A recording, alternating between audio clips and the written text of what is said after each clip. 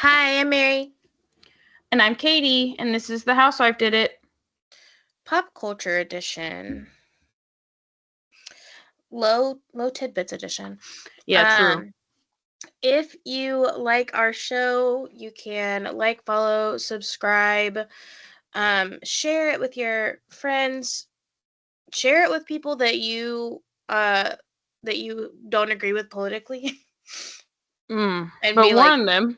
yeah, be like, you need to listen to this and Mm-hmm. get your shit together. Yeah, or maybe don't warn them.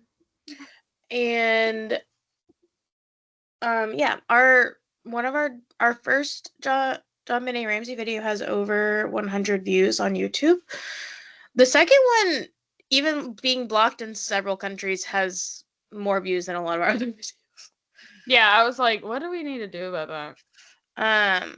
It also doesn't tell me what countries it's blocked from.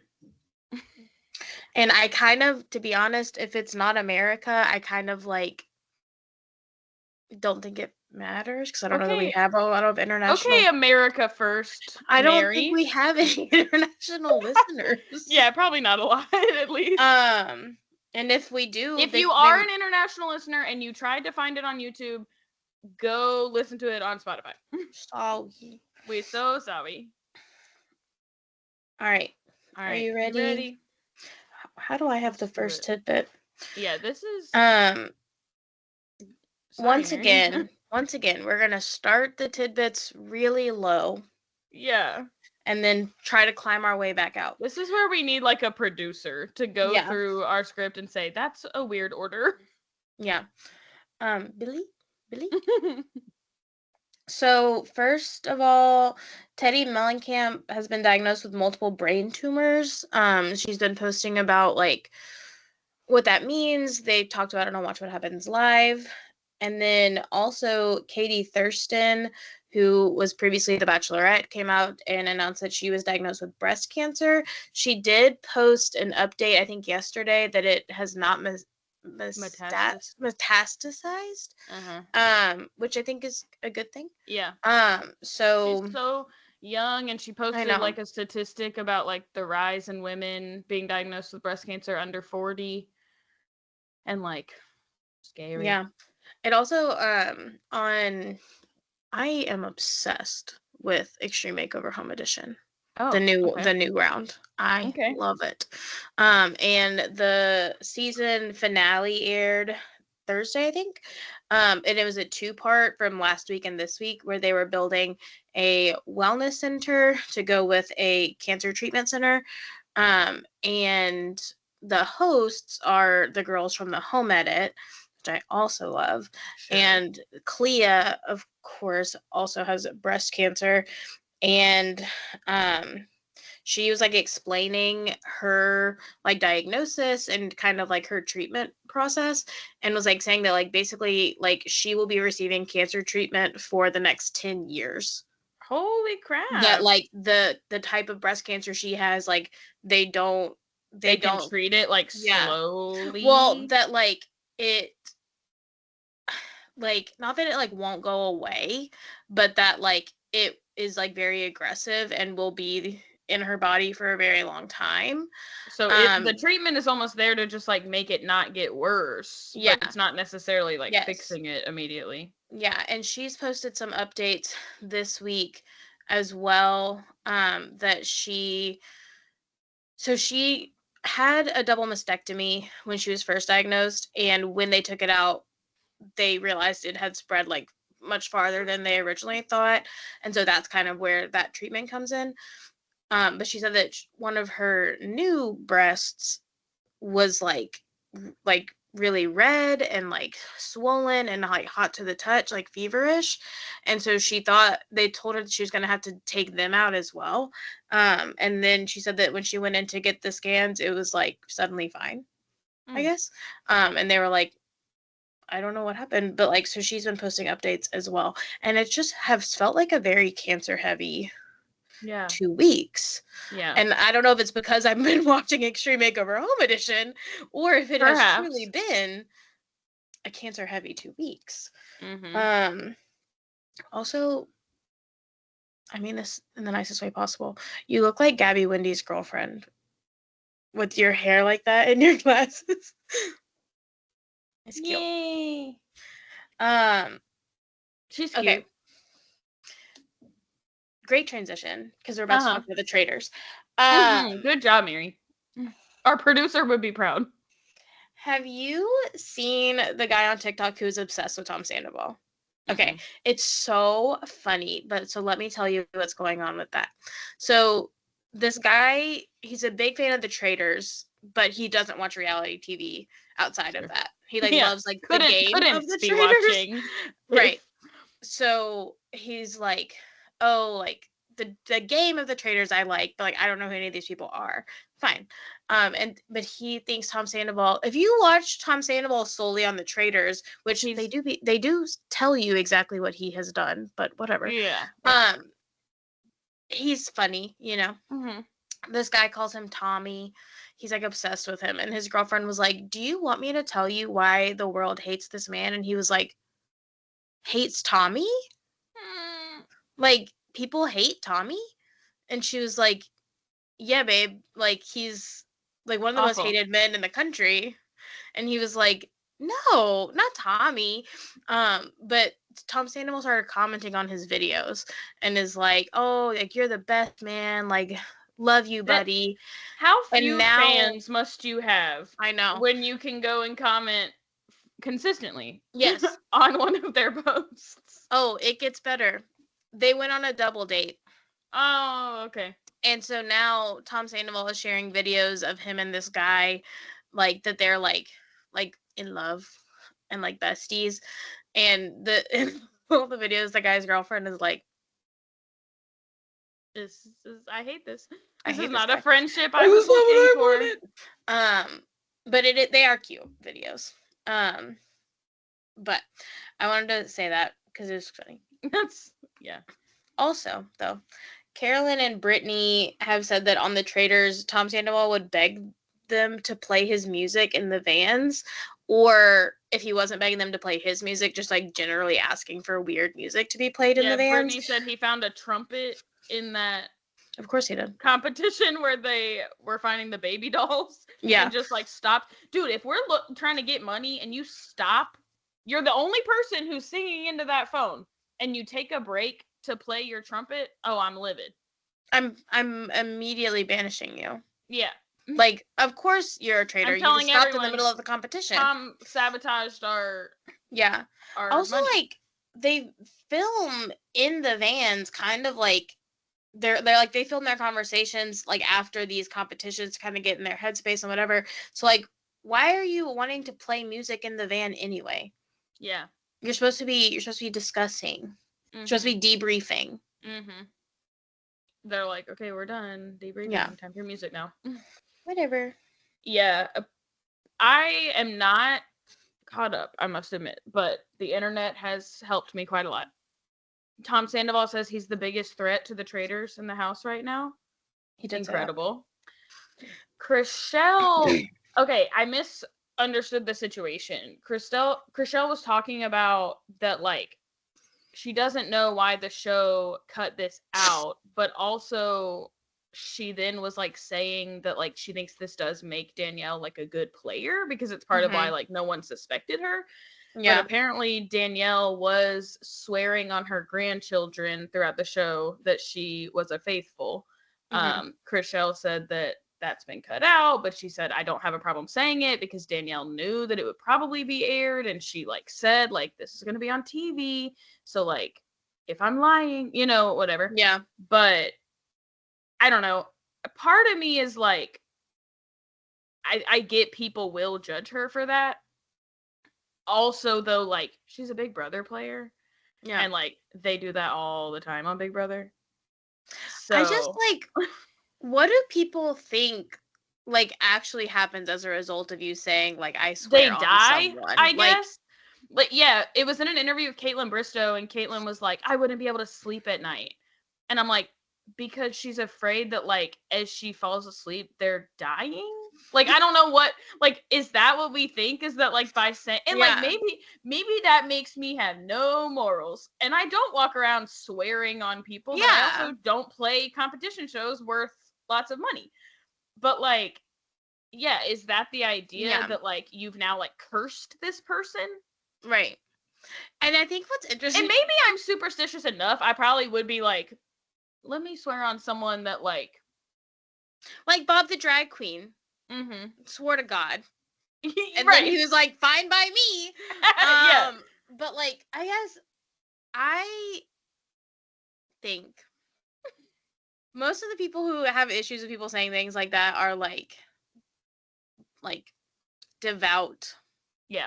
Christians, which is so funny to me because, like, if you think that saying the words "I swear" on someone is going to kill them, God that's is going, full on okay. witchcraft. That Yeah. is witchcraft. You believe that Danielle is a witch. Yeah. That she has the power with her words to murder children. Like, Yeah. that's crazy. Her words that no one is hearing for at least a while. So it's not like those people in the house that heard her, like, it's not like Carolyn knows she's a traitor and is like, I'm gonna go kill your children, your grandchildren now. Right. Like, it would have to just be like through the ether. Like, it makes its way back in the universe to, like, I'm just like, okay. Crazy. The funniest thing about Tom on the show saying that he's the biggest threat to the traitors was that, so I don't want to, like, spoil it for you, but I've seen most so of it. they're playing, like, this chess game, and the traitors have chosen, like, players to represent the answers to certain questions. Mm-hmm. And one of the questions is, who is the biggest threat to the traitors? Sure. And Kate and what's her name are like, yes, Tom's gonna pick Parvati. Parvati. Yes. Well, but they did pick Tom. And they said, like, how is it not Dylan? They said, no, but they said, we're going to pick Tom because Tom's going to say it's him. Yeah. And everyone's going to be like, okay, fine, pick Tom. And then we'll get the money. Yeah. So they picked Tom, like, purely based on the fact that, like, they knew Tom would say that. Yeah. He's being played for such a fool, and he does not he does not see it. But it's so fun. It's such a fun get back for Vanderpump watchers, because it's like, he's gonna watch it back and he's gonna be like, oh. Or he's not. No, he's not. That's the thing. He's gonna watch it back and he's gonna be like, oh, the edit, but also I was right sometimes. Yeah, he's gonna be like, why didn't they believe me? So on the traitors this week, Danielle convinced everyone to banish Carolyn, basically. Mm-hmm. Which leaves Danielle as the only traitor, and Alan Cumming gives her another chance to choose, like, basically a new partner, which is what she wanted all along. Right. Like, literally from day one. And forces me to beg the question, is she actually playing a good game? Because, like, she's getting exactly what she wanted. But, like, they do suspect her. Either way, viewers want this bitch gone. Like, people are livid that she is still there.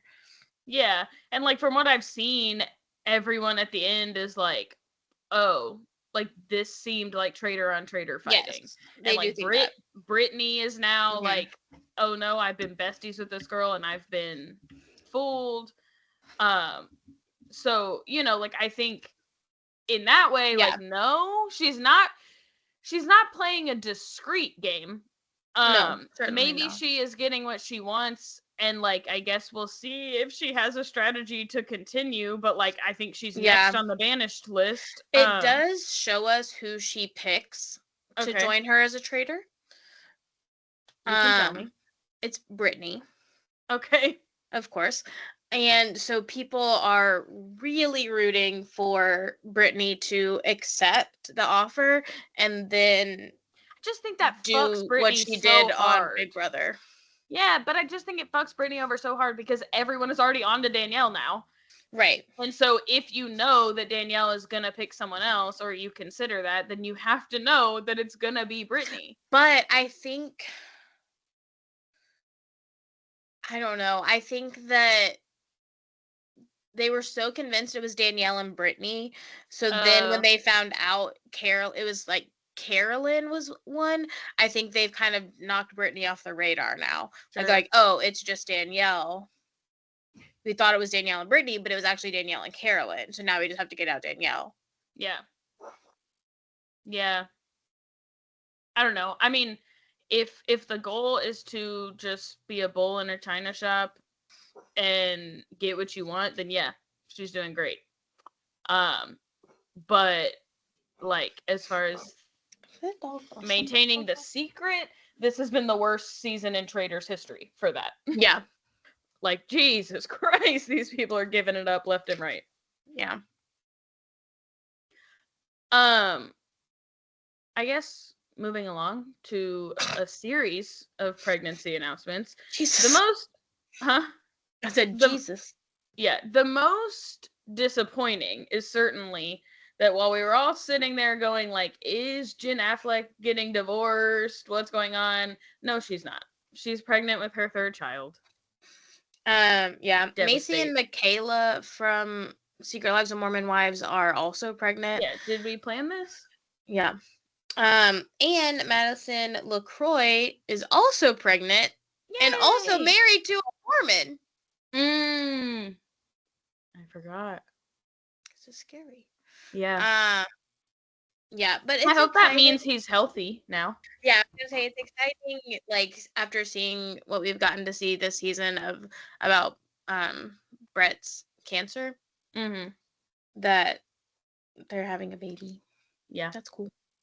Another incredible transition from Mary onto Summer House / Southern Charm. We're getting the full like Scandival effect in editing, except now it's with 2 different shows. So they're showing us all that we're working overtime to give us like insights into the Paige and Craig stuff on both shows. So we do know now that both shows picked cameras back up after their breakup. Craig tells his friends that he had bought Paige a ring at her request, and Paige tells her friends that he was texting 2 other bitches while they were together. Yeah. Incredible. Yeah, so in that preview for Summer House, she says that to Ciara and Lindsay. And then Craig went on Todrick Hall, which I think is an interesting show for Craig. Yeah. To be on. And basically said, like, Paige is a liar. I never texted other women during our relationship. And kind of, like, implies that she may have said that to try to cover up her own cheating allegations. I mean, she is quite literally saying them in response to her cheating allegations. She is saying, how dare you let people believe this when you were doing XYZ? Right. But so he's like, oh, like she's making it up. And I think specifically like around the Super Bowl, we saw a lot more about Paige and Joe D'Amelio, that they were possibly like sharing a hotel room during the Super Bowl. Austin did Watch What Happens Live and said like, no, she is dating someone else. Like, it's not a rumor, that's true. And I just think that like, who cares at this point? But like, I still think it's asinine to like if he knows that that's not true, to be like, no, she's a liar and like she maybe did cheat on me. Yeah. I don't know. But Ciara continues to basically to like combat Austin's press at every turn. She and Lindsay talked about how weak and soft Craig is and describes Paige's perfect man, which again feels like, okay, she must know that like Paige is already with someone. Which if Paige was with someone, she would know. But also it seems that the whole internet knows. So yeah, I don't know. On Southern Charm, we didn't get much Paige and Craig. We just got a painfully awkward Shep and Sienna episode, or I guess like 2 painfully awkward Shep and Sienna episodes. Watching him read that text out loud willingly to Austin and Craig I was like, And the camera crew. you could not coax that out of me Mm-mm. for anything. To the grave. Like, that is the most embarrassing thing anyone's ever said. Mm-hmm. And you're just willingly, I want to read this to you. No, you don't. You Mm-mm. don't. You don't. No. Ciara has since started a little story time series on TikTok to clarify some of the claims made about her, specifically by Patricia. Mm-hmm. About clear mud. Yeah. And because Patricia is coming after people on TikTok and saying she's going to start filing defamation lawsuits against them, I'm just repeating what Sienna said. Mm-hmm. That's all. Mm-hmm. She showed screenshots of her conversation with Whitney, which lasted as long as one message each. How are you? Yeah, I'm good. How are you? No Mm-hmm. response. And it showed in the screenshot that he like bypassed the mutual matching feature on Raya to message her. Yeah. And he is the one that messaged her first. So Patricia, in the previous episode, told Madison that Sienna reached out to Whitney first and tried to hook up with Whitney first. And then when Whitney declined her advances, she moved on to Shep. She also says that when she came to meet Shep and he introduced her to Whitney, she did not realize that that was who she had matched with on Raya and had that conversation with, because he's using a very old picture of himself on Raya, and she didn't recognize him, and she thought he was catfishing her. She also says she did not know about Southern Charm until Shep told her about it. So she said that it took quite a long time for them to meet in person. That he kept saying, like, oh, I go to the Bahamas all the time. Like, I want to fly you out to Charleston. And she's like, I don't really want to go to Charleston. I don't know you. But if you're ever in the Bahamas, we can certainly meet up. And he was like, okay, like, if I ever find myself in the Bahamas, like, that's fine. And she said that this is the first time I've ever heard anyone say this. She said that she liked that he looked like a Southern boy who liked to fish. I said, yeah, that works on people. Those fishing pictures work. But so eventually they did meet and started like dating. And she was telling her family about this guy, and that's when her grandmother revealed, like, oh, like, he's on Southern Charm. Like, I'm such a fan of Southern Charm. And she said, like, even then, she still was, like, not really familiar with the show, but she told Shep, like, apparently my grandmother watches your show. And then she said she watched the pilot episode, but she still didn't really, like, feel any differently about him. But then when they came to the Bahamas to film, like, she let her grandmother meet him, and her grandmother was so excited. She was like, my grandmother's still a big fan of the show. She still loves Shep, and we are broken up. So yeah, well, like, on one hand, like, she says not everyone knows what shows their grandma watches, because everyone's like, if your grandma's a fan, you must know who this person is. And, like, while that is valid, like, I don't know what shows my grandparents watch. But I know what shows our grandpa watches. I don't. So Ancient Aliens. So, but I also think, like, you're on Raya. Yeah. Which is a dating app for celebrities. Right. So, like, this, like, entire blindness is a little weird to me. Like I being had like, no oh, he's just clue. a cute Southern boy that likes fishing. To fish. He's famous for fishing. You know it's got to be something else. Right. And, like, I kind of assume that, like, what you're famous for is, like, in your bio or, like, part of this. Like, I feel like instantly Shep had to know, like, we need to infiltrate Raya for the sake of the podcast. Yeah, honestly, I gotta see what's happening here. But I don't know. Most people that watched her videos were like, she told us a bunch of nothing. I feel like I saw no better versed in this.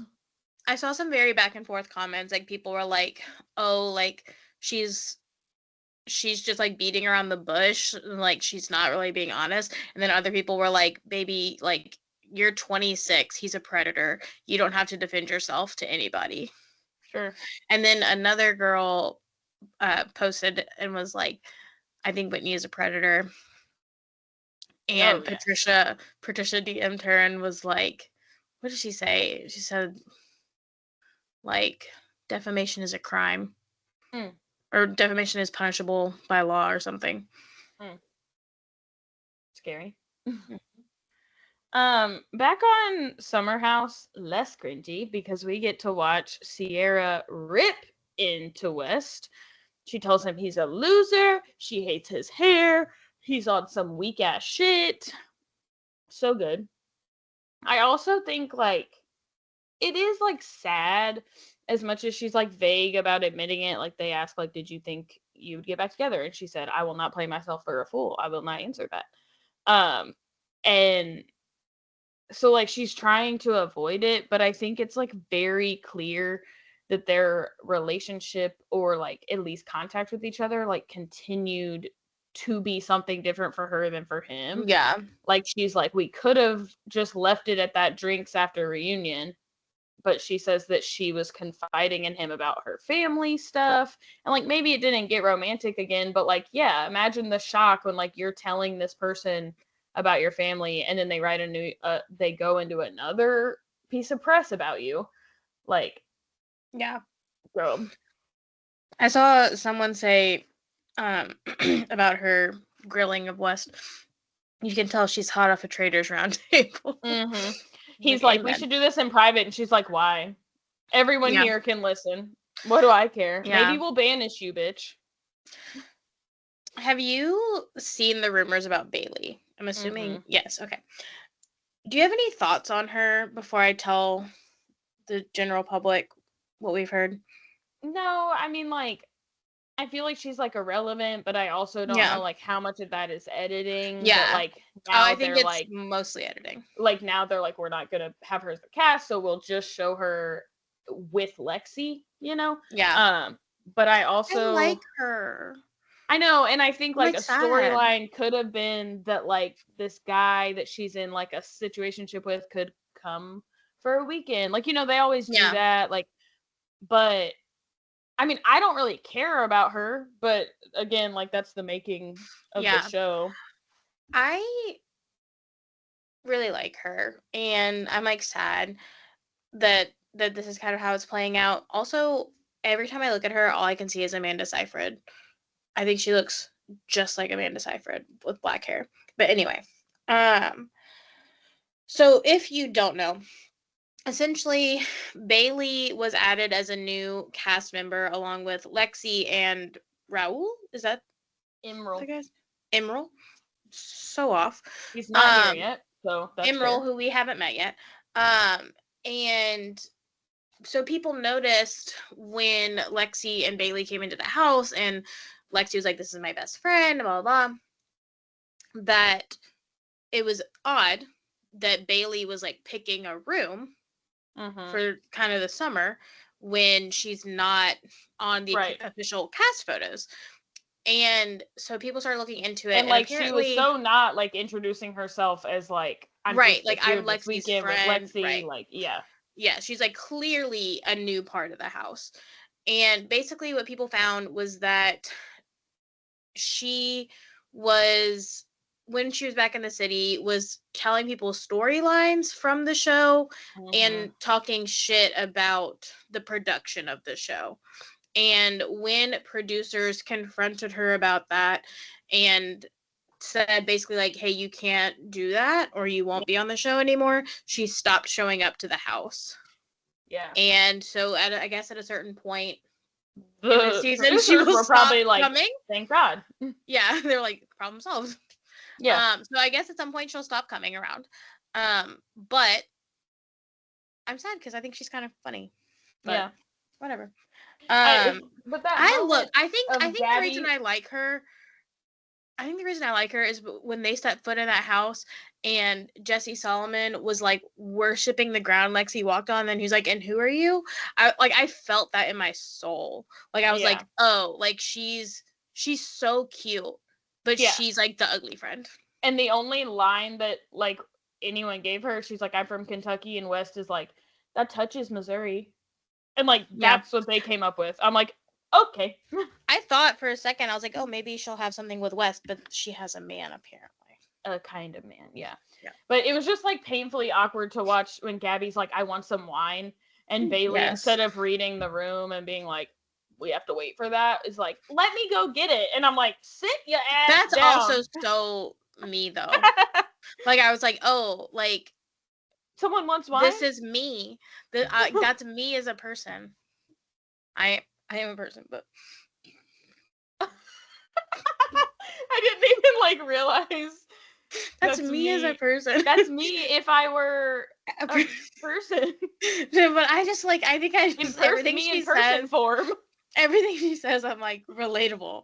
Like so she's so awkward and like and just I hate when like and I also like I feel like this translates to like everything in my life. Like we'll like go on a walk with like our besties and their dogs and they have like beautiful cute little purebred corgis, beautiful like pets, and we have these weird looking pit bull mixes, and people will like be like, oh my god, a corgi, and Kiwi's just like, and that's why she'll eat your fucking ear, because you probably ignored her. Yeah. We started telling Kiwi that she was a corgi too, so that when we first got her, so that when people were like, "Ooh, a corgi," like she thought they meant her too. But like I just feel that in my soul when people are like, "Oh my god, like you are gorgeous," and who's your friend? Mm-hmm. Mary, give us some stuff from The Bachelor, because you know I don't know it. So last week, Carolina got a one-on-one, and it was fine. No big notes there. Also, like all of Grant's dates kind of look exactly the same. Mm-hmm. In my opinion, like he says the same thing to everybody. They turn out the same. It doesn't really matter. But then, so they had a prom put on by the mansion men, the golden season mansion men. Oh, okay. And at the prom, it's like before the rose ceremony. What I don't understand what prom is sponsoring The Bachelor at this point, that they have to have a prom every fucking season. But this is your cry to stop doing that. Mm-hmm. This whole scene. So Carolina pulls Grant for like kind of after that for most of the night. It like spiraled into the Carolina show. And she told him that Rose told her that on the week before's group date, when they had a girl band group date thing, that when him and Carolina were dancing on stage, he said he was thinking about Rose. Does that make sense? Mm-hmm. Okay. So because I called you about this and I was like, I don't understand what's happening. And I misunderstood exactly what they were saying. But yeah, so it sounds like a lot. But basically, she heard that while he was with other girls, he was thinking about this other girl. Yes. And she said, that's not nice. Yes. Well, and that when he was with her, he was with her, he was thinking about other girls. So he went, so first of all, also, she didn't say who it was. So he went through in his brain everyone that was on that group date, and he asked her, was it this person, was it this person, was it this person? And she kept saying no, and the only person he didn't ask her about was Rose. So he was like, okay, it must have been Rose. So he goes to Rose and he asks her if she said that, and she said, well, I thought I remembered you saying that to me. And then she's like, but also I said it in confidence to Carolina. I didn't think she was going to tell anyone. And he said, that's a lie. I didn't say that. Then he gave her a rose. And she said yes. I said, if somebody just called me a liar to my face, I would not be accepting a rose. This turned basically the whole internet away from Grant, which I've already said I'm not a big fan of Grant. And I love Rose. I think she's so stinking cute. But that is not what he said. Mm-hmm. I think it's weird to tell someone that he said that, even if you Yeah, I really was gonna think he said say. that, knowing it would hurt their feelings. I was gonna say, so like, she told Carolina this in confidence. Right. Maybe Carolina's like her best friend in the whole house. They're roommates. But if he said it about Carolina, Right. I would maybe that's gonna hurt her feelings. to like spare her feelings. Right. So like you're mad that she shared said, it, but like what did you want her to do? Like self-evict? Right. So people are like sharing videos and they're like, Grant is gaslighting her. Like he did say that.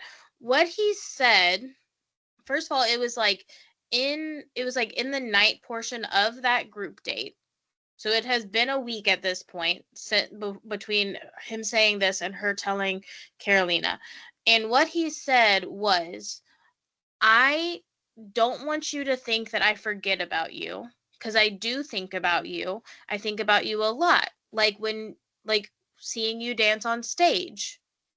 Or he's like the dancing on stage thing. They were all dancing on stage at some point, because that's kind of what the date was. It was a girl band date. They were all dancing and singing on stage. So I'm pretty sure he meant watching you dance on stage. I liked that. I liked that. I thought of you when I saw you. Yeah, I saw you and I thought, that's Rose. Get it, girl. Is it meaningful? No. But I'm pretty sure that's what he meant. And nowhere in that conversation, unless they cut it, did he mention Carolina. Did he say when I was dancing with her, like talking about anyone else? You. All he said was, like the dancing on stage thing, I don't want you to think I forget about you, because I think about you a lot. That was it. So I don't know how it spiraled into that. I don't know why you would say that to Carolina. That's beside the point. This week, that drama follows them. And Carolina is completely unapologetic about taking that time with Grant before the rose ceremony. Specifically, people were mad because she already had a rose. So they're like, you could have waited to talk to him another time. And apparently when she came back from her one-on-one, she said she wasn't sure how much she liked him. And so they're like, so you're not sure how you feel about him. You have a rose and you're wasting our time? So on this week's group date, I also just think like she's allowed to do that. Like if she's here to if we take out the show element of it and she's actually here to find out if this dude is sketchy or not, then she's allowed to take, just because he likes her and gave her a rose doesn't mean she's not allowed to take extra time. And she's allowed to say, that was a little sketchy and now I don't know how I feel, but I'm willing to keep trying. Yeah. So on this week's group date, Juliana pulls Carolina aside and tells her, like, hey, I don't think it was right. You already had a rose. You took time from women who hadn't, like, you had a whole date with him. Some women didn't get to talk to him at all, and they got sent home. And Carolina basically says, I don't care. Couldn't give two shits about that. And then before the rose ceremony, Rose breaks down into tears. And, like, I have to show you this clip of their interaction because I know you don't watch the show. And I was like, I don't think I've ever seen anything like this on The Bachelor. I was like, okay, girl. So I'm going to share with you. I just like. But do you think that you're being mentioned? No, I don't think that. I think it's just like you felt mentioned by me, although it was indirectly. But I'm not mentioning you. I don't think anyone would have a reason to. And I don't think anyone is. I think it's just that your actions really set me back, and it really kind of me over in a big fat way. Oh my God! Week, I confided in Carolina about my relationship with Grant. You confided in someone you think is your friend, and then they use that information against you. And that's, I feel like, exactly what she did. Like, I don't know. You backstabbed me. I can see how you feel that way. I don't think that I backstabbed you. I mean, I feel like you did. You did me dirty. She's cute. I know, I love her. So shortly after that happened, Rose decided to leave, which, like, good for her. That man Yeah. was an asshole to you. Yeah. And everyone is mad at Carolina because everyone loves Rose. She's like, you can see in the video, like, somebody's like holding her. Yeah. Then when she goes over and tells them she wants to leave, they're all like huddled around her and they're like, no, no, no, no, no. Like, they love her. They're all like friends with her. So everyone's mad at Carolina except for Dina. Dina's like, I don't think Carolina did anything wrong. I think it's fair. But don't worry. The previews assure us that those two will have it out next week. Oh, nice. And they are currently beefing on TikTok. Oh. So Dina, who I also really like, she is a lawyer from Chicago, and she had a one-on-one this week, and she said, like, I think it's really manly when, like, a man can do something for me, but I think it's even manlier when a man knows I can do it for myself, and he's like, go for it. Yeah. I'm like, yes, bitch. So Cute. she posted a video kind of like teasing people to watch next week. And basically she said, like, 1 week I'm defending the girl no one else is defending, and the next week she's going to come for me. And then Carolina posted with the same audio, and her caption said, seeing someone use this sound as if I don't have screenshots of our conversations, it's evidence. And Dina responded and said, she was like, I was literally just teasing next week's episode. Like, I'm not, what evidence of what? And she said basically that Carolina threatening her was an interesting tactic, but very on brand. Interesting. So, also on TikTok, people suspect that in Juliana's videos that she is wearing an engagement ring, but like turned this way. So it's like a flat band. People are also saying, like, oh, you're looking at the wrong hand, or some people are like, well, that's not what Reality Steve said. I do think that the videos they're talking about, it does kind of look like that, and she has a ring on both ring fingers, so could be. Sure. I just how do I say it? Who knows? Juliana's like not the kind of girl that gets picked for this, which doesn't mean she won't, you know. Every bachelor is different, but she is very much inserting herself in the drama right now, and that usually doesn't pan out. And so I have a hard time believing it, but you never know. Yeah. Okay, I need to get your thoughts on the fact that we're skipping a Bachelorette season. Is it because Grant's season is so bad? Is it because the girls are so bad they can't pick anyone? Are they finally just catching on that they don't have the viewership they used to have? I don't know. Because I really like a lot of these girls, and I think a lot of them would make really great bachelorettes if they're not who he picks. I think Rose would make an amazing bachelorette. I think Chloe would have made an amazing bachelorette. I think Dina would make a really good bachelorette if he doesn't end up with her. So I don't think it's like because they couldn't pick someone. There was one bachelorette, like a former bachelorette, who came out and said why she thought they weren't producing it, but I can't remember who it was, and I didn't watch it. But it was like shady reasons, I think. But I do think, aren't they bringing Paradise back? I don't know. I thought that they were going to try to bring Paradise back after it was off, so maybe they're like having to choose between some. Maybe. Yeah, now you got Goldens. Yeah, you don't want to cut the Golden Bachelor? Come on now. Yeah. Of all, like, I like the Golden Bachelor, but of all the ones you could cut, why you gotta cut the Bachelorette? It's the best one. Yeah. Bachelor in Paradise is the best one, but yes, like, so fair. But sure. Yeah, I don't think it's because of that. Because I think that they had some really great options. Unless all of those women went to Paradise and met someone. Ah, yes, they said, "Fuck, we paired them off too well." Damn it. All right, I don't know. into the meat and potatoes. The Minnesota meat and potatoes.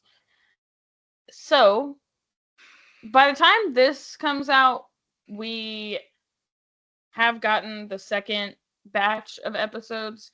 We're gonna really focus on the first drop with all because it was freaking 6 pod episodes. Yeah. But there's not a whole lot from the last 3. I did finish the new batch of episodes.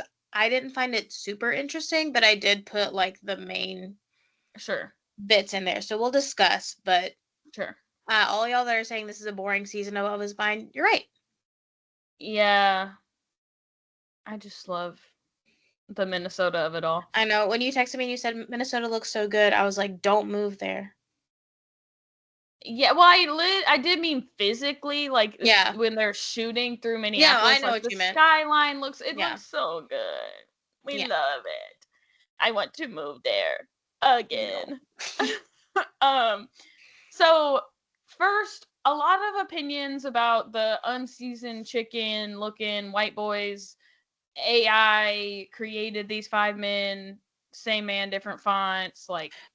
They all everywhere. Look like someone to me, and like some of them I know who I'm thinking of, and some of them I can't. Like I think Alex looks like Peter from The Bachelor. I also think he looks like Ben Platt.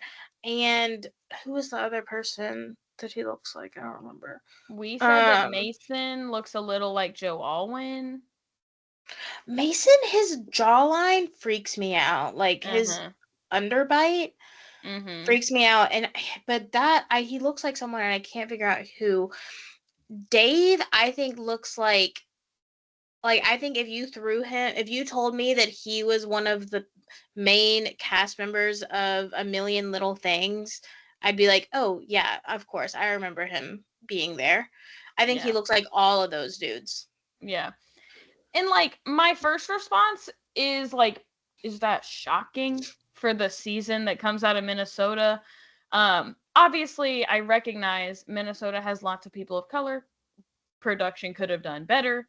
Editing could have been better in showing the people of color that they had. Instead of making us watch 4 white people who don't even end up together. But also, I'm not surprised. So from what? I was gonna say, isn't there like a high Asian population in Minnesota? In parts. Okay. There's also like large parts that are Hispanic populations, lots of like Somali population. It's pretty diverse. I mean, that is a failure on production's part, but it's always pretty white. And then you think it's the Minnesota season. You couldn't have expected that it would get better this season, right? But also, like, I think that this, like, the actions of people on Love Is Blind a lot of time is something that you would look at and you would say, like, that's some white people shit. Yeah, right. So, like, is it that they only picked white people, or is it that only white people were dumb enough to think that this was how they needed to find love? Yeah. So from what we see in like the first 6 pod episodes, we have only 1 black man, and he is talking to 2 of 2 black women. And we really only see them talk about basketball. 2 of 3. No, 2 of 2 that we see in the pod. Yes. Okay. So, but obviously when you're back in like the ladies and men's lounges, you start to be like, whoa, okay, like there are other people of color here, like what are we doing? But storyline wise, we get 1 black guy, he is dating both of the black women, and that's it. There is at least 1 other black man named Mo, and for the first time I saw him was when Devin gets engaged and comes back and pretends she says no, and Mo is like, no, or he says something so funny, and then he was like, no, I'm just kidding, and he's like, let's go. And that's like the first time and last time we see him. Yeah. Do you want to talk about the interview we saw with, I can't remember her name, the third Black woman who we saw in the women's lounge, her mom was explaining that she was like dating someone for a pretty long time, and then they had a pretty explosive breakup, and they showed none of that. Yeah. I didn't watch the whole thing, but basically like a local Minnesota woman went on NPR news and was saying that like her daughter, I don't remember, Vanessa, that her daughter Vanessa did basically have a whole story. They said, did she sign an NDA? She said she did, but I didn't. But also, I thought she said that she was dating Brian. Is that who she said? There could be multiple Brians that we don't fucking know. I guess. But yeah, like basically that like she just like wasn't shown for whatever reason. Yeah. Which is and also that she didn't know the she Minnesota was not shown. Oh, okay, and yeah. She said that like she came home, she told her mom like I got my heart broken, blah blah blah, and then the show aired, and she was like, I can't believe they didn't show my entire relationship, like sure. And on top of that, people keep saying this is such a boring season, and she said like our breakup was like pretty intense, like not to like throw salt in my own wound, but like that would have made really good TV. Mm-hmm. So like why are they not showing it? And they asked her mom like, do you feel, like kind of asked her like, do you feel it has something to do with her race, because they are showing so many white people? And she was like, I don't know, but like I do think it's disappointing that she is one of the few people of color on this season and she is not shown. Yeah, and like I think it's very frustrating to people because like production has come out and said the reason that they had so many more pod episodes and like all of this stuff, and people are like, okay, then how are we like still missing whole people? Right. Like how are we? It's also like when they finally said this the other day, they said there are 16 of them. That is not that many. No. That you could not give us like a rundown of at least all of them. But we do not see people in the pods unless they're going to have a continuing storyline. Yeah. And like that's crazy. Yeah. But maybe it was the Brian. I don't know. So, but that's what I was gonna say is, if that's who it was, wouldn't that make an even more interesting storyline? Right. That he was he would have been dating two people. Right. He had an explosive breakup with one of them and then got engaged to the other one, and they're still together. Yeah. Love is Blind doesn't make sense to us in a lot of ways. Like we've said that every season. Like that sounds like good TV to me. Right. Why would you cut that? But like I don't know where their brain is at. Yeah, all the time. So we'll get into the couples. Joey is the most Minnesotan man. I must believe this, that he is the most Minnesotan man you will ever meet. Monica too, in a lot of ways, very Minnesotan. Her family, like, I was like, I'm gonna throw up. Yeah, I kind of hate these people. Yeah, and I was saying to Billy, like, so cute, they should be together. I don't know if I can watch them anymore, though. Yeah. Like, it's hurting me. They did, in the recent batch of episodes, they did get into, like, some, like, conversations that I was like, okay, like, they're not just being freaks. Like, they're just actually talking. When she started talking about the crotch spider, I was like, I can't. And this poor man who literally has OCD is like, you left your clothes on the floor long enough for a spider's nest to form in them? She's like, no, they were clean. He was like, no, they weren't. Not anymore, they weren't. But their initial meeting, it was like very cute, but very anxiety inducing. Yeah. I was like half watching, I guess, when they were on the screen, because I don't remember their meeting, like watching it on the TV, but watching it on like TikTok, I was like, oh, like he's shorter than I thought. And then because like she was like shrinking herself so much. I was like, she is begging her body to get smaller right now. I was like, oh, like he's short. And then when they were like, on their "I'm honeymoon, he was 6'1". like, I'm 6'1". I was like, no, he's not. Like, She must have been wearing like high heels. Well, but then when they met with the other cast members, she said she's 5'10". Yeah.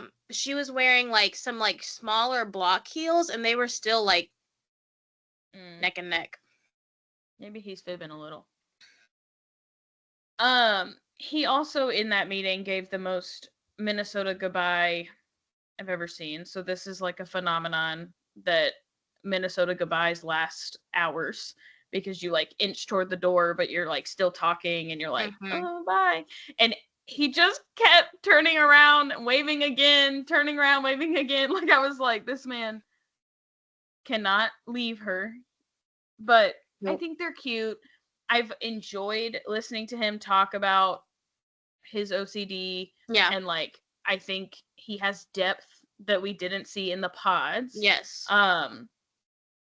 Yeah, her sister, I was like glad that he kind of reflected to her, like, I don't know that it's a jealousy about her thing. It may be a jealousy that she's the older sister and not getting married.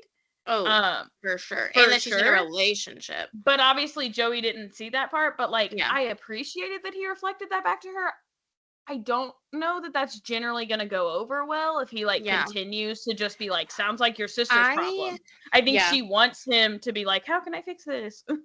I felt like I really liked watching him like banter with her sister's boyfriend. And I was like, oh, like he is fitting in so perfectly. Yeah. But I feel like her sister was like trying to find reasons to not like him. Like, and I think that was like disappointing. Fake and like an actor. I was like, God, you wouldn't have handled any of these other men. No, well, you got lucky, bitch. Yeah. There's a lot of like deeper things that they talked about this season that I have really enjoyed listening to. But yeah, I feel like I was gonna say something else about them. Oh, I was just gonna say they're very Johnny and Amy coded. Yeah, and they're still kicking it, so it's a good sign. I am obsessed with Ciara. Obviously confused by her choice in Ben. They do seem to like get along well. Yeah, but she reminds me of Claire from Big Brother. Yeah, a little. I like that. She's very cool. That. Yeah. This man, every time she went to ask like if they feel the same way about fundamental rights, he was certainly not proving that they do. Right. Certainly not giving any evidence that they at least have like the same level of convictions about this thing. Like you saying like I accept equality. What does that mean? Okay. I'm not actively fighting for inequality is like not really what Ciara was looking for. I guess that's in some ways reassuring. I guess, yeah. It's not the worst thing you could say. Sure. But I just didn't love that, like, he's like, I go to church every week, and she's like, is that like a hope of yours that like your partner would go with you? And again, this could be like editing, but he's just like, yeah, I would want that, instead of being like, I get that it would take you a little time, but like, yes, eventually that would be important to me, or like maybe on holidays. He's like, yes. Yeah. And I'm like, oh, okay. Which is interesting. If she had given the same gumption to like, I need certain answers from him, they would not be together. Yeah. Which is interesting because then when she met his friends, they seem to not be very religious. No. Either. And they're gay. Did he round up like his most queer-ish friends for this? You know what I mean? Yeah. Like this. He said, I have gay friends, let me prove it. And the girl that wasn't the one that had a girlfriend, she is like a food influencer I have seen since. The Asian girl? Yeah. Okay. Like I liked her. But so I thought it was interesting that she said like that they had that like deep conversation, and she was like, I forget that you're religious. And so I was like, that's like all he fucking talked about in the pods, but his closest friends like forget that that's a big part of his Is it life, just because he's drunk all the time, or like how big a deal is it to you if your Yeah. friends can't even remember? But so he's like, I get so confused when he's on my screen because Yeah. I'm like, But you'd think what do you care about? You would think you would lead with like, actually, because of my friends, I'm pretty engrossed in queer culture. Like, Right. I'm right there with you. But instead, he's like, I'm cool with that community. I'm okay with that community. Like, he seems so scared of this topic. And then we find out, like, he's got gay friends. Like, he goes to the gay 90s every weekend. Yeah, like, what is happening here? I gay 90s feel plug. like Mary's like, I know things. I'm from Tennessee. I feel like you and I, at points in our lives, have been referred to as religious. Very faith-centered people. And you and I, like, really use that to back our belief system and our radicalism. Not our mere tolerance of equality. Right. And so, like, you would think if those things are both important to him, that, like, he would say, like, oh yeah, like, equal weight to both of them. I love Jesus, and I believe that Jesus loves everyone, including queer people, with whom I spend most of my time. I am very, very much friends with. In fact, when I bring you to meet my friends, they're all gonna be gay. Yeah. Yeah. How is he just like, oh yeah, gay people are like fine? Like, I saw this TikTok today, and this guy was like, he's like, I think I would understand it more if Republicans were like, I hate trans people. I think they're gross and I hate them. But instead they're like, I don't believe they're real. And he's like, how do you not believe they're real? They're right there. And like, I feel like that's how I feel with this. Like, it would make more sense to me if you were like, I don't know, like, but he's just like beating around the bush and being like, yeah, gay people are fine. Whatever. And then we meet all his friends. Yeah. She says, I have a girlfriend, by the way. Gay She's drop. She's like, don't set me up with your sister Lisa, but me and your sister Lisa would be cool. Yeah. So we do like end the new batch of episodes with Ciara addressing this thing I'm about to talk about with Ben. Yeah. But before we even started this season, my friends who still live in Minnesota are real deep in Reddit about this season. And so we like turn on the show and they're like, we hate Ben. And I'm like, okay, cool. So like I was prepped and ready.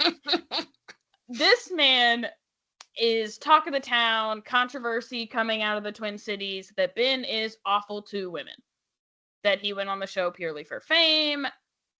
And people have said now that like basically for all of these men, they're like, this is the Minnesota of it all. As soon as they got back and they were back in the bars, they could not help but just start telling us what's going on. Because those NDAs are loosey-goosey. Yeah, apparently. I'm like... Every year. Yeah, every time. When will you learn? Yeah. Well, also, I was going to ask you about this later, but I'll just squeeze it in here. In the new batch of... Like, in the Out of the Pods episodes that we just watched, multiple couples mentioned multiple times, we need our families to know that we are not required to be here anymore. That we are choosing to be here. That there is no requirement for us to stay here. We are choosing to be here because we want to be here. Dave and Lauren said it. Taylor and Daniel said it. Multiple people kept saying this. So I don't know if Love is Blind's contract has changed, where now like they're not requiring you to make it to the altar. We've talked about that, like you have to pay them money back if you don't make it to the altar. So I don't know if that's changed, or if they're being told to like lie on camera and like say that it's changed. Or are they required to be there up until they get back to their city? Like they're saying like we are no longer required. I think something Daniel and Taylor first said it when the whole Instagram thing came up and they were trying to decide if they wanted to go to Honduras. They were like, we want our parents to know we have no obligation to be here. Like, we're choosing. And I was like, okay. I don't think I clocked that. What I did find odd was Ben and Sarah's like first night at home. She was like, they're talking about like talking to their families, and she said, my sister asked if I feel safe. Yeah. And I was like, what does your sister know? But I also think, sure, what does she know, especially when we know people were talking about Ben, but also I actually think that's like kind of a super fair question to ask, like, as someone's sister. Like, if you're doing this, like, that's fine. But like, I've heard things about Love is Blind. I've heard about things happening during Love is Blind. So like, this person that you just met 2 weeks ago, like, do you at least feel safe being in a house alone with him? Yeah. Or is production making you, you know? Yeah. But then, like, has something changed, or are they just like making this a plot point so that we think something has changed? Like, I don't know. Yeah. Another thing that I had put down later, but we'll bring it up here too, is I don't think I realized how long it takes them to get their phones back. It felt like they were in the Twin Cities without their phones for at least like a couple days.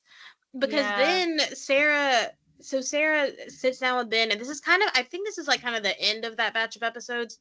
Yeah. She sits down with Ben and she's like, I don't know, it feels weird with my phone back now. And as soon as I got my phone back and I was looking on TikTok, I see a video of this girl crying, saying that her boyfriend went on Love is Blind and that it's you. Well, what's weird is she didn't seem to know it was him. He said, like, she's talking about me. Yeah. Like, she was just like, oh, this is crazy. They're talking about someone from our season. Yeah. And he just outs himself. And so, like, so then I was like, yeah, I've been very confused about the timeline, like, as soon as I got my phone back, that's what I saw. And I was like, but, like, they've had a lot of great days in the Twin Cities since they got back from the honeymoon, and they seem to be doing really well. Like, they've met each other's friends. They were happy, smiling, so cute and cuddly. And now she's like, as soon as I got my phone back, this is what I see. And he's like, yeah, that was me. And so, like, you would think if they got their phone back when they got to the Twin Cities, that would have put a damper on all the things they'd done so far. So either they ignored it. I think she didn't think it was him. Oh. But I do think they get their phone backs pretty immediately, which does make me wonder about, like, editing and things and, like, where things are going. But, like, also, when they got to Honduras, they were like, it's been 48 hours, like, since we met this person face to face. Right. Okay. But then, almost as soon as they get to the Twin Cities, they say, we've known each other for 3 weeks. But do you think they mean, maybe like, they mean from the beginning of the pods? Yeah. Sure. Because that's 10 days. I do think at least the filming of the Honduras was short, but maybe just there wasn't enough drama. But it was like literally one episode of that. I think they're there for like about a week, though. I was going to say, like, I wondered if they had cut it short and it was only like 3 days this time, but maybe it was just not as much to show. Yeah. But like, so I guess it is about 3 weeks. But I just was like so confused because I'm like, you're telling me how short it's been, but you're also telling me how long it's been, and I'm stressed. Yeah. But anyway, back to Sarah and Ben. Yeah. Something I've seen people saying online is that it should be impossible, or it is impossible, to be from Minnesota and not have an opinion on George Floyd. And so that made me like, when I saw people saying that, it reminded me like of our conversation about like the demographics of this season. And I wanted to know if you agreed. Are there a lot of 20, 30 something year old white men who like are truly oblivious even in the city where it happened? Yeah, I think in theory, it should be impossible not to have an opinion. But yeah, I mean, I lived there shortly after 2020, and certainly there are a lot of people who are like lukewarm about the whole thing. Yeah. To me, a lack of a strong opinion about George Floyd's murder is a strong opinion about George Floyd's murder. But yeah, I mean, I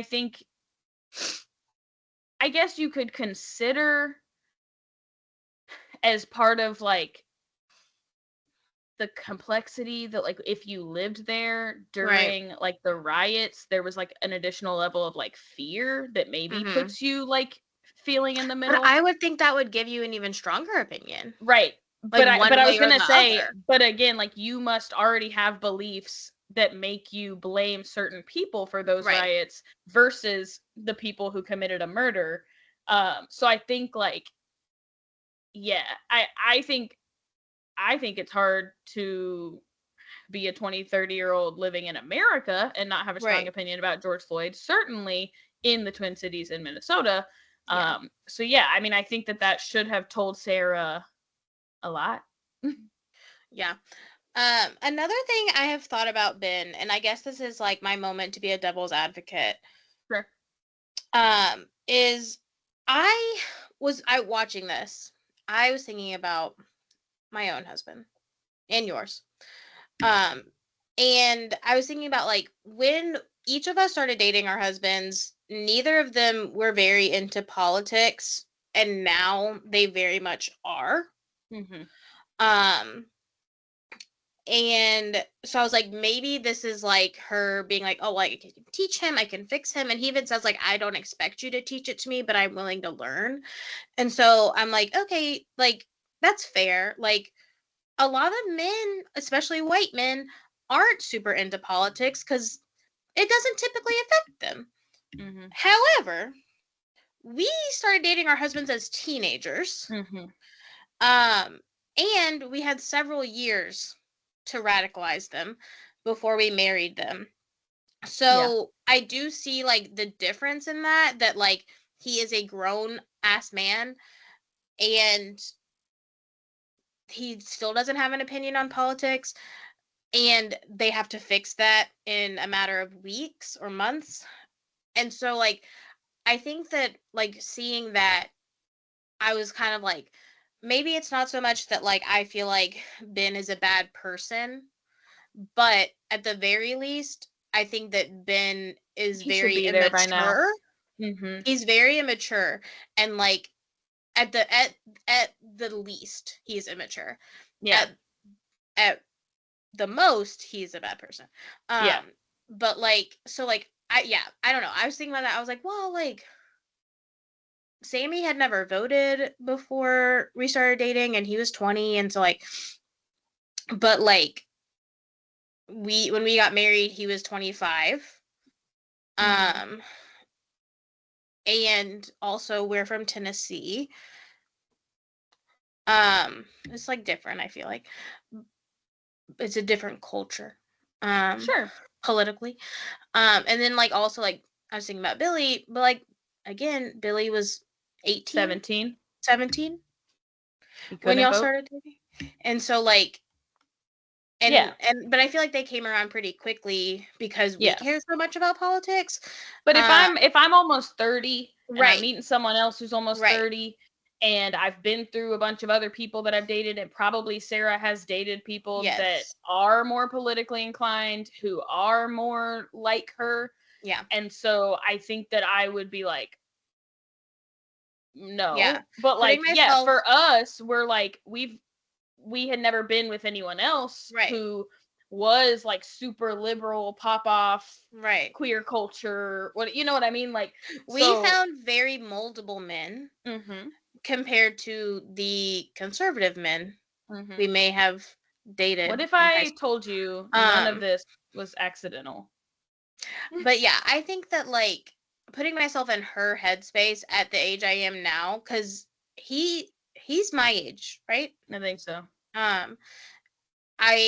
I would have very different things that I'm looking for in a partner than like I can fix that or I can teach that.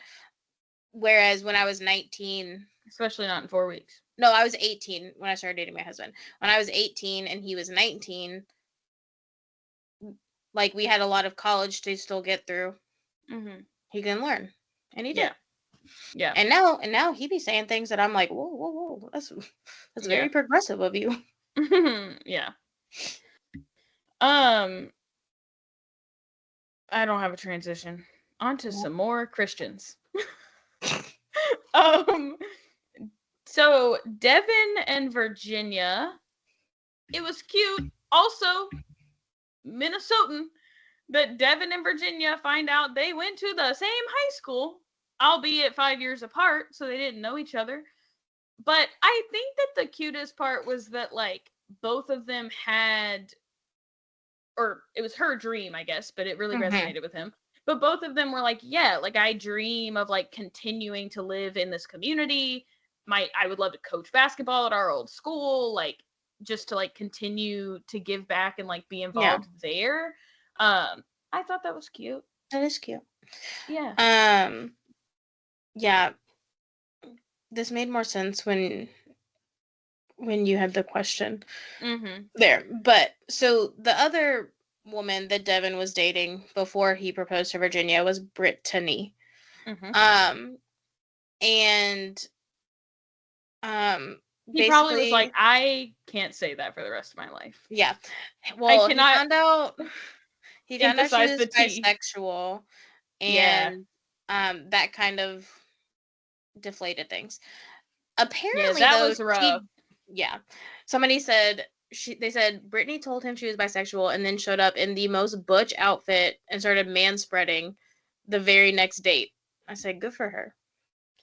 Yeah, and like it was just so weird. Yeah. She didn't even say that she was bisexual. Like she very much like tiptoed. Like she's just like, I have been with women, but she made it very clear that like she, I don't know, I guess isn't like biromantic or like does not anticipate like wanting marriage with women. Yeah. And it just still was not good. I will say though, glad that it got brought up when it did. Sure. Because wasn't it like season 1 where there was a couple that got engaged and then the guy told her on the like honeymoon part that he was bisexual and she like threw his ring into the ocean and was like, fuck you, you weird ass dude. Yeah, maybe. Yeah. So we learn from our mistakes, I guess. Sure, but sure. Apparently Brittany did get engaged to Mo, who we talked about earlier, but they called it off fairly quickly, I think, after Mo possibly said something that like upset or offended her, is what I heard. And allegedly production tried to cut him out as much as possible because he pissed them off as well. Which is why we don't. I just think y'all a bunch of petty little bitches. Yeah, probably. Like that's probably the reason for all of these production cuts. Here? Yeah. And he was right. Come on now, he was right. But then when they said like, oh, he offended Brittany, I was like, oh, okay, yeah, cut him out. Yeah, maybe. Yeah. So, Mr. Dave. I can't. So Dave, surprise to everyone in the world, especially the people using that sound on him that says, your husband is gay. Dave got to choose between two women, both very cute. Your husband is gay. Denial is a river. I'm going to tell you exactly why your husband is gay in just a minute. Yeah. So I first want to share my confusion about Molly. So she tells us, I've never had a boyfriend or never been in a relationship. That does not mean she's never been with a man. It does not mean that she's never had sex. But she's ready to meet someone, get married. She's never had a boyfriend. It felt, though, like she did a lot of talking about her past relationships. Mm-hmm. And then when Lauren and Dave are in Honduras, he says, you know, this will get into Lauren stuff, but he's like, I had like kind of turned, one of the reasons I turned Molly down is because she had just gotten out of something 6 months before the show, to which Lauren replies, I thought she had never had a boyfriend. He's like, well, it was just a long-term on and off. Sounds like a boyfriend to me. Yeah. Or at the very least, like she kept saying like, well, I've never had like a serious boyfriend, but like long-term on or off, like is serious something. Yeah. But like, I swear that this girl just made up a storyline. She's like, I need something that separates me from the others. And I can't actually have this. So I'll give myself the kind of like virgin, never been kissed edit, but it'll just be that I've never had a boyfriend. And then she kept forgetting. Yeah. And she kept accidentally telling the truth about all the boyfriends that she's had. Yeah. So when she says that, she says like, oh, a boyfriend will be the last first I have. I think she's like, I love to have sex. Yeah. Do not get it twisted. I wonder if this long-term on and off thing was like a friend with benefits. Sure. That 6 months before going on the show, because she knew she was going on the show, she was like, okay, we need to stop fucking now so I can find a husband. Yeah. And maybe she missed him. I don't know. Yeah. Which apparently was the right choice to end it 6 months before because of the drama we'll get into. But so Dave says that he started all of his dates, although apparently not his date with the person he ends up with, which I think is telling. Dave, how did that strategy work? No, he did say that to her. When he said to her, did I ask you what was wrong with you? She said no. He said, okay, but he said something like that because she was like, oh my God. He said that she was old. Yeah. She said she was 30 and he said, oh, so you're not cute. So maybe he forfeited the other question because he insulted her in a different way. Yeah. But he asked everyone, why are you here? What's wrong with you? Which he stands by. He has said in podcasts later, like, I'm a funny guy. That's my personality. That's hilarious. I'm haha. And it helped me weed out women who thought that was offensive. Don't want them. No.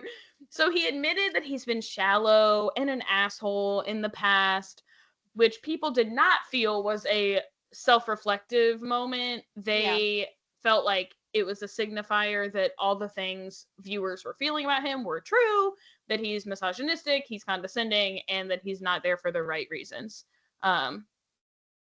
Denial, if you will. Mm-hmm.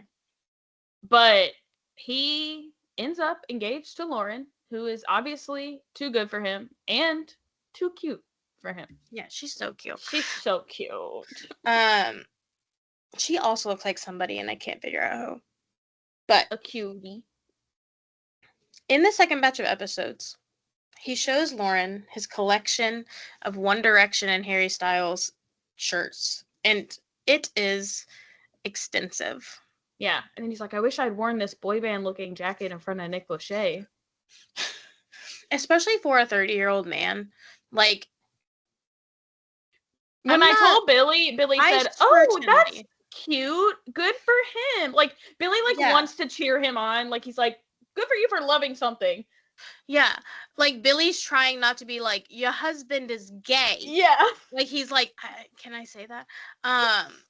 Yeah. Look, I would never, ever question anybody who loves One Direction and Harry Styles. That immediately a saint. Yeah. Love them. I'm a big fan now. I might follow up with like, are you bisexual? Yeah, I'm just confused. I think because he doesn't give the energy of a Harry Styles fan. You're not catching the Harry Styles vibes. Yeah, he's taught you nothing. I consider myself an expert in this field. I have a Harry Styles tattoo on my arm, for God's sakes. I don't get it for him. I don't see it. I was even more shocked to see that it ends up being Dave's family who thinks he's too good for Lauren. Mm-hmm. So apparently, and like, feel free to jump in if I'm saying this wrong. Apparently, Lauren had a thing with a guy shortly before coming on the show. And she said, like, she didn't really think it was anything, or, like, she was, like, breaking it off. But she must not have communicated that clearly because he thought they were in a relationship. Or he didn't, and he's clout chasing. Right. Which Dave seems unable to comprehend. No, Dave said that.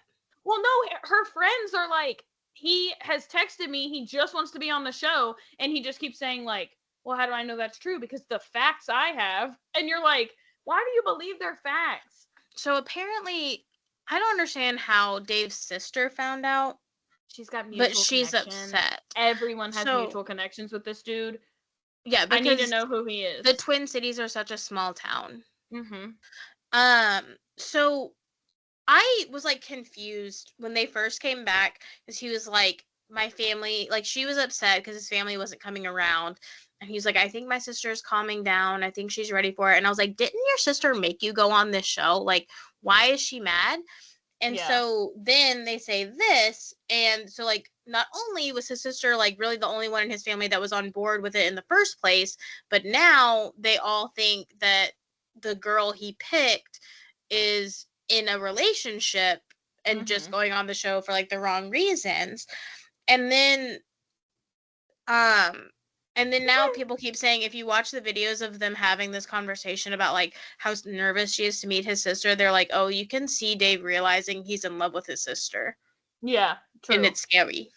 Okay, this is so fun. I was just trying to see if they knew the identity of this guy yet. They don't. But this says, you're not going to believe this, but Dave has unrealistic relationship expectations for women.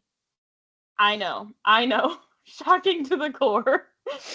And then it says, we haven't learned the identity yet, but because Minneapolis is the size of a peanut, Dave apparently has mutual friends with the dude. And those mutual friends are determined to sabotage his relationship. Yeah, I just like, it's frustrating to me that you cannot see this for very clearly what it is. Yeah. Which is that people want to get on this show. And people want to get talked about on this show, and people want to start drama on this show. And he is texting her cycle bar coworker to say, you want to blow up the wedding. She could probably show you that. And you don't think that's like enough. He's like, but my friends are convinced that you were with him the night before. And she's like, because he's lying. Right. And he's like, but they think it's true. Okay. That woman, you can look at that woman and know she's never lied a day in her fucking life. She's got it written all over her face. She's too fucking cute to lie. Yeah. Literally, he saw her and he said, you look like a teacher. She does. And you... Again, I am an expert on this. Supposed to trust her. I feel like he believes her and like, but like people are telling him he has to question it. Mm-hmm. Yeah. That's my opinion. Yeah. Or he doesn't want to be there anymore. Because he doesn't like her. That's all. Said, damn it, I thought you were going to come out looking like Harry Styles. Yeah. He saw Ben and he was like, fuck. Yeah. So I guess because that's like the big one, any other thoughts? Do we believe Lauren, right? Of course. Okay, cool. Clout chaser. Also, like, I feel like it's pretty clear based on how many fucking people this guy knows. Yeah. That he, like, loves drama, popularity. Like, he knows fucking everyone. This is crazy. When he kept saying, like, I work in, like, plastic surgery, like, fillers and Botox stuff, I was like, when is he going to say that he's gotten it done?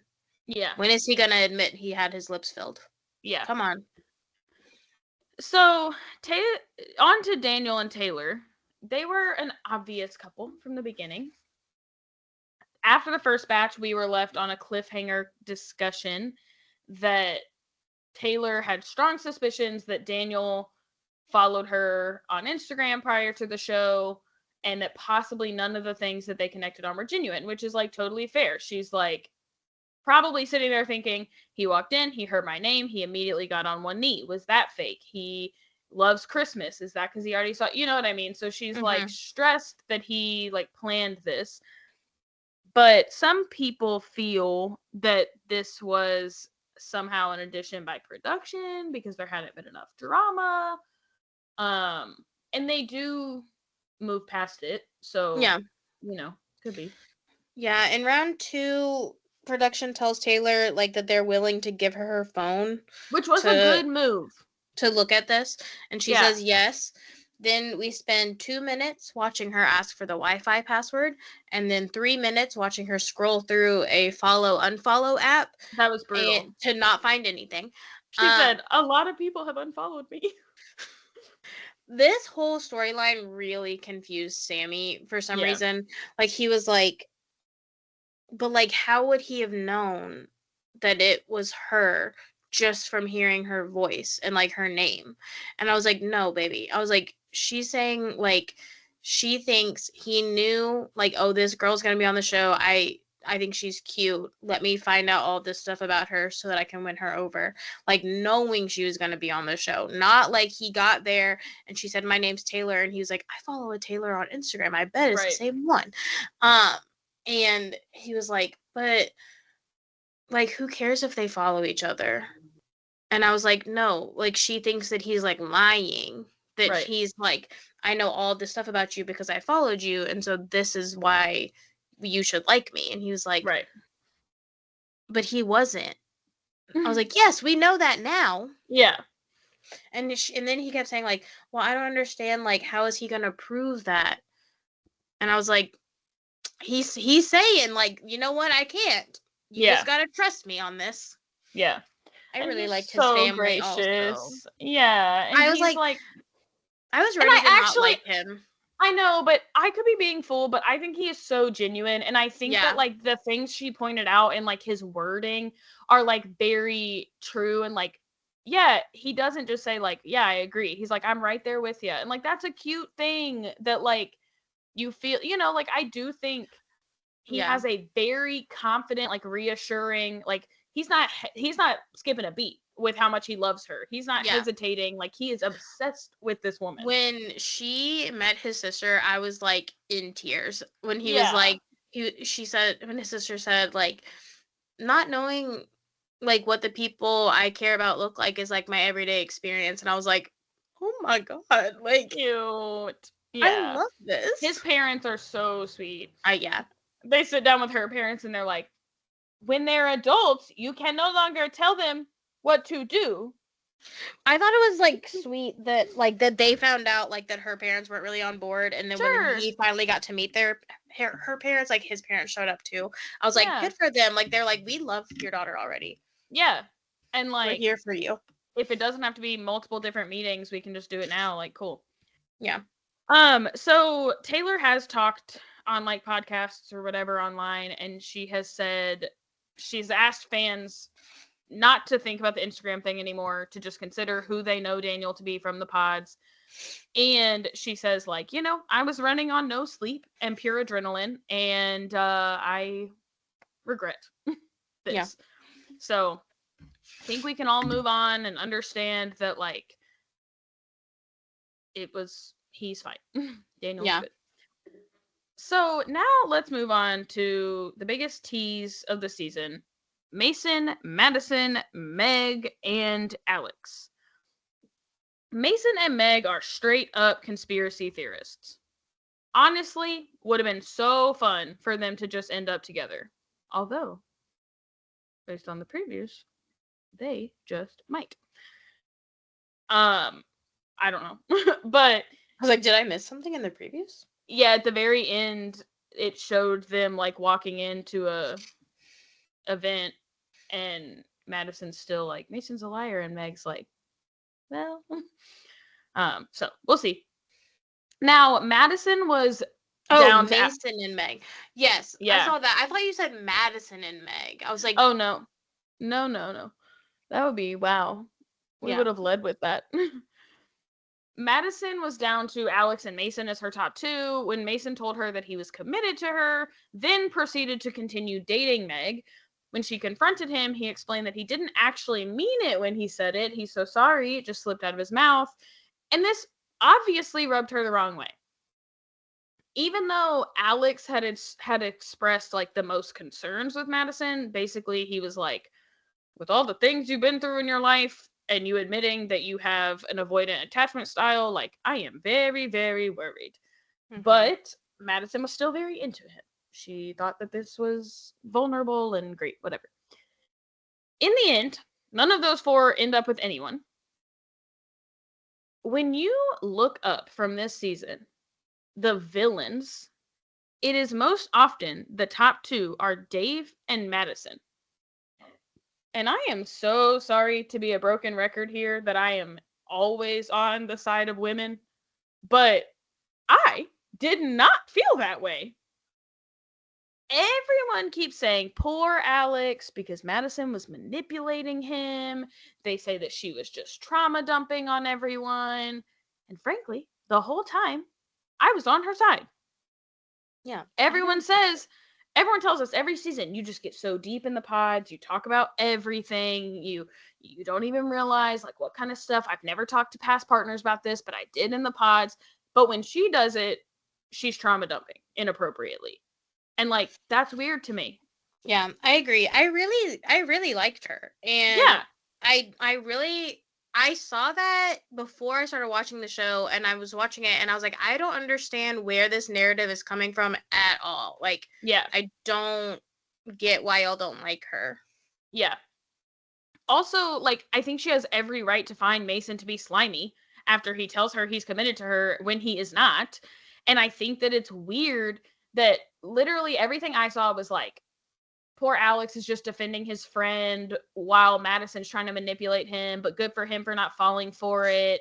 And like, they all think that Alex is like in the right for defending him. But like, this man told your girl that he was committed to her when he wasn't, and she's calling him on his bluff, and you're like, well, that's not what he meant.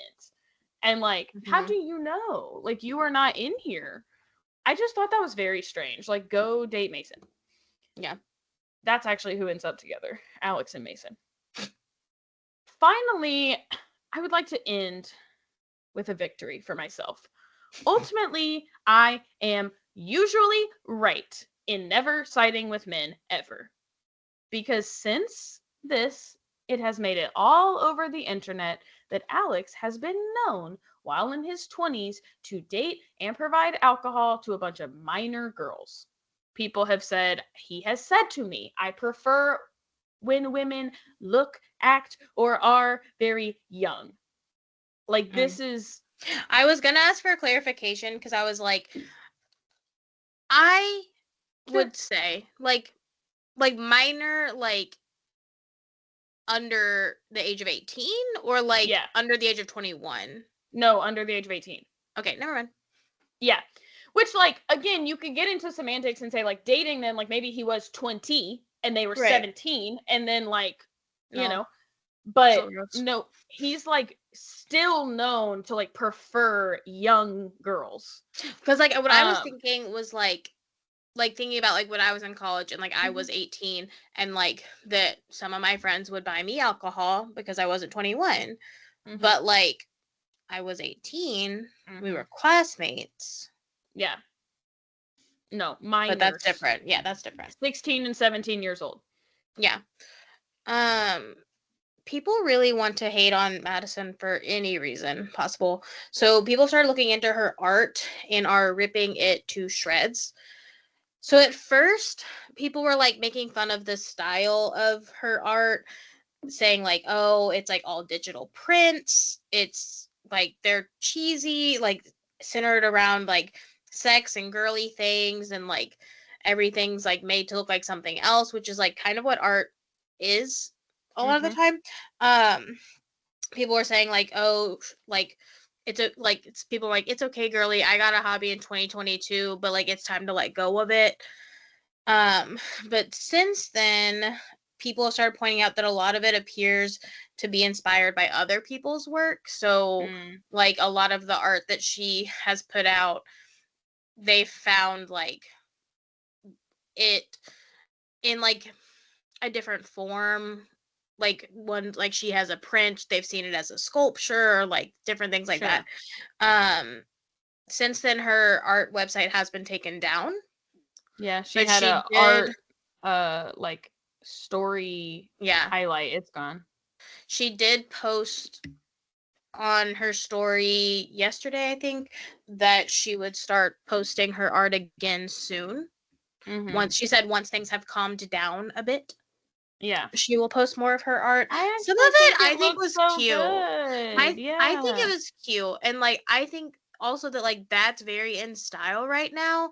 Like to be able to like purchase art on like Etsy and then like just print it yourself and put it in a frame. That's a thing. And I liked the one with the boobs with the stars. Yeah, Was that's so the one I was cute. thinking. But then like there's one of like a martini, and the olives have like little legs and like Yeah. cowboy hats, and somebody found that as a sculpture Okay. from before she made it. And then